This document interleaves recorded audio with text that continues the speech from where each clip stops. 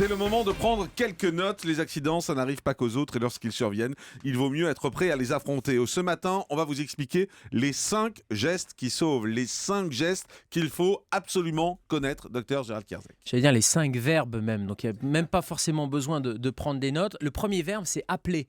C'est la première action à faire, c'est appeler les secours. Alors, il vaut mieux appeler pour rien, j'allais dire, que d'appeler trop tard ou de ne pas appeler au bon moment. Alors, il ne faut pas non plus surestimer la situation à chaque fois, mais on a quand même la chance en France d'avoir un système qui s'appelle le 15, qui est le SAMU, qui est une innovation qui date des années 60 et tous les pays nous ont copié quasiment en ayant un médecin au bout du fil. C'est-à-dire que le 15, ce n'est pas uniquement pour l'accident grave.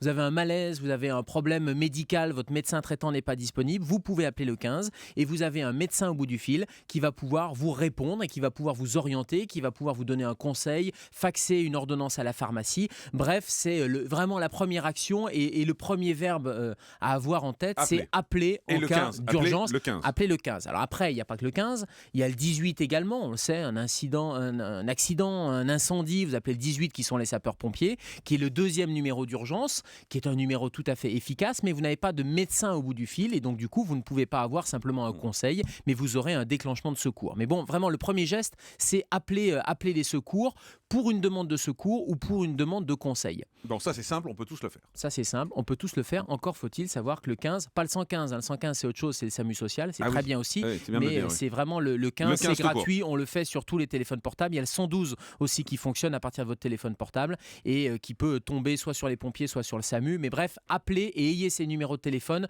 soit dans votre portable, soit à côté de votre téléphone. Donc ça c'est le premier geste, appeler les urgences. Deuxième geste, masser.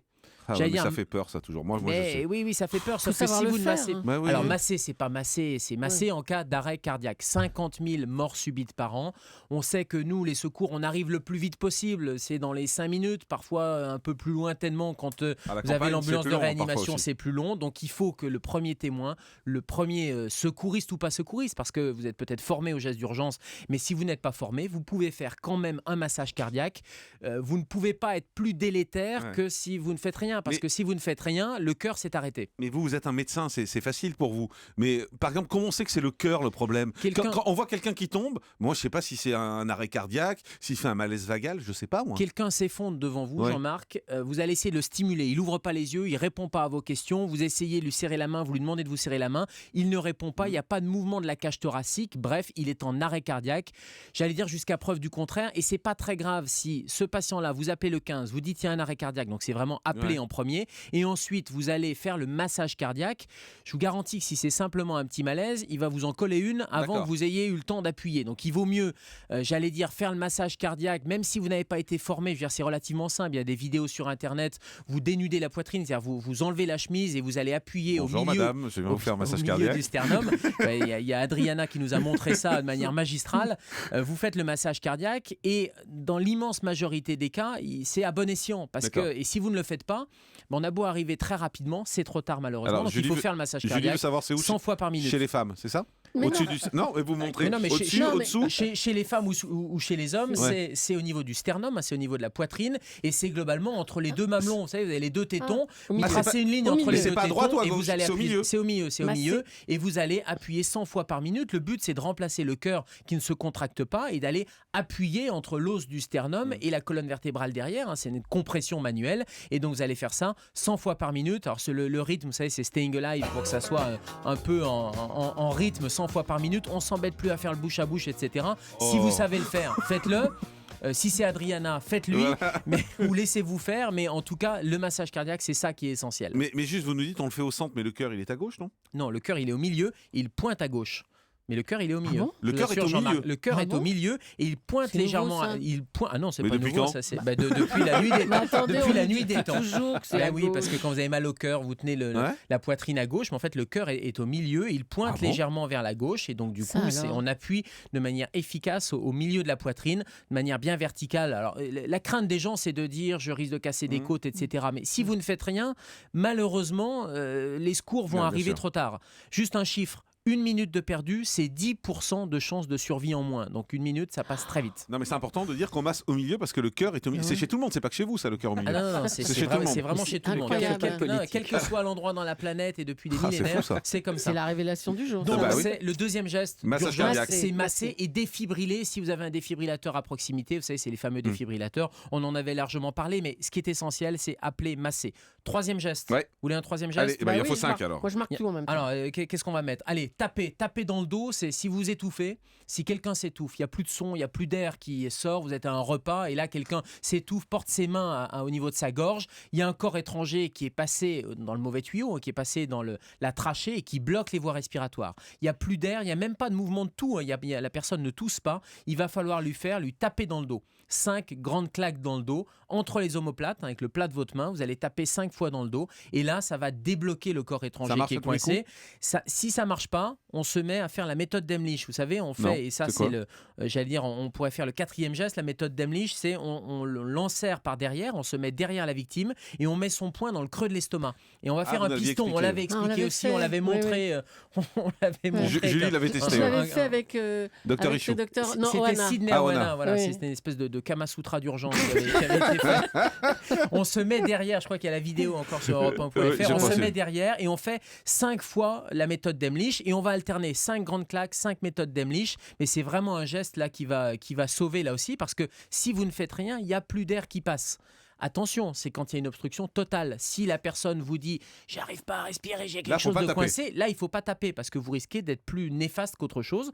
Vous appelez le 15, vous expliquez la situation, mais en tout cas, il n'y a pas d'urgence vitale à la minute près. La personne qui vous dit « j'ai quelque chose de coincé, j'arrive plus à respirer », il n'y a pas d'urgence vitale. Il n'y a pas d'urgence vitale puisqu'elle fait rien. Elle parle, donc ça veut dire qu'il y a de l'air qui passe dans les cordes vocales, donc c'est pas la peine d'aller faire un geste intempestif qui va déplacer le corps étranger et qui risque de le coincer de manière plus grave. Donc on appelle, elle va prendre de la mie de pain, elle va essayer de tousser, on demande à ce que la personne tousse, mais en tout cas, il n'y a pas d'urgence vitale à la minute près. Là, on est sur le top 5 des gestes d'urgence où il n'y a pas 1 minute à perdre. Alors, on rappelle, geste numéro 1, appeler les urgences. Numéro 2, massage cardiaque. Numéro 3, compression manuelle. Numéro 4, la fameuse méthode d'Emlich. Et numéro 5, l'hémorragie. Vous avez quelqu'un qui a une hémorragie, ça saigne. Là aussi, il n'y a pas 1 minute à perdre parce que si vous avez une hémorragie, vous n'avez que 5 litres de sang dans l'organisme, donc ça peut aller très très vite. Et là, le seul réflexe à avoir, c'est d'appuyer. Donc le 5e verbe, la cinquième action à entreprendre, c'est appuyer sur la plaie qui saigne, c'est la compression manuelle. Donc je vais appuyer à main nue, il n'y a pas besoin. Alors ce qu'il faut, c'est se protéger. Donc si vous avez une paire de gants et des bons réflexes dans la trousse de secours, on pourra faire avant l'été qu'est-ce qu'il faut mettre dans la trousse de secours ou dans la boîte à gants. On l'avait fait un petit peu, mais c'est une paire de gants. Tout le monde peut avoir ça, une paire de gants de vaisselle, une paire de gants jetables. Il n'y a pas besoin que ça soit stérile. Vous mettez la paire de gants, vous allez appuyer pour vous protéger. Ça, on l'a pas forcément sous. Et si vous n'avez pas, vous prenez un bout de chiffon, vous prenez un sac plastique, vous prenez n'importe quoi qui permet de faire une barrière entre la plaie, le saignement de la victime et votre main, et vous allez appuyer dessus. Et cette compression manuelle va permettre d'appeler les secours avec l'autre main, par exemple, d'arrêter l'hémorragie. Et c'est vraiment un geste vital qui va vous permettre d'attendre l'arrivée des secours. Donc ce 5e geste extrêmement simple, c'est la compression manuelle. Les hémorragies, c'est à quel niveau? Alors les hémorragies, ça peut être des hémorragies soit veineuses, ça peut être une veine. Donc n'importe où dans le corps, où il y a des zones qui sont plus... Non, n'importe où sur le corps. C'est une hémorragie qui peut être soit d'une veine, soit une artère. Alors ça peut être un accident domestique, ça peut être le boucher à côté de chez vous qui a fait un geste malencontreux quand il vous servait la viande, et vous allez appuyer dessus.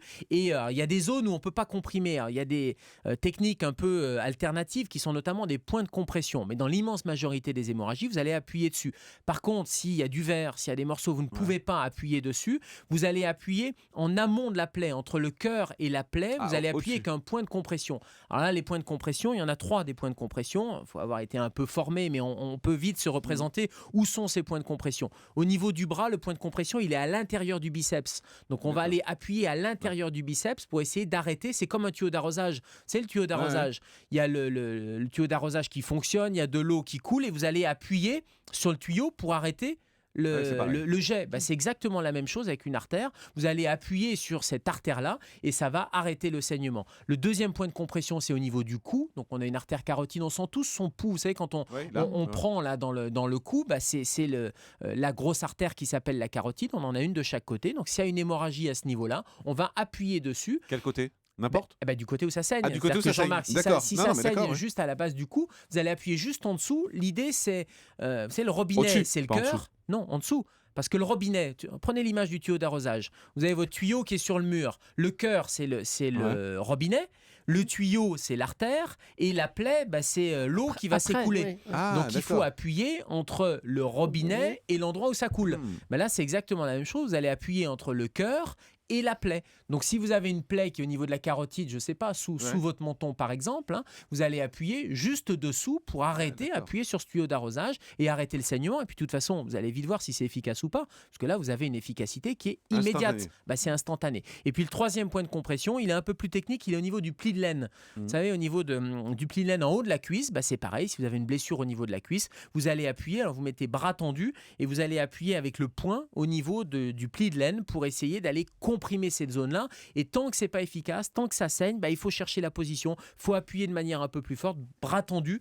Et c'est cette force-là, c'est cette force de compression qui va arrêter l'hémorragie.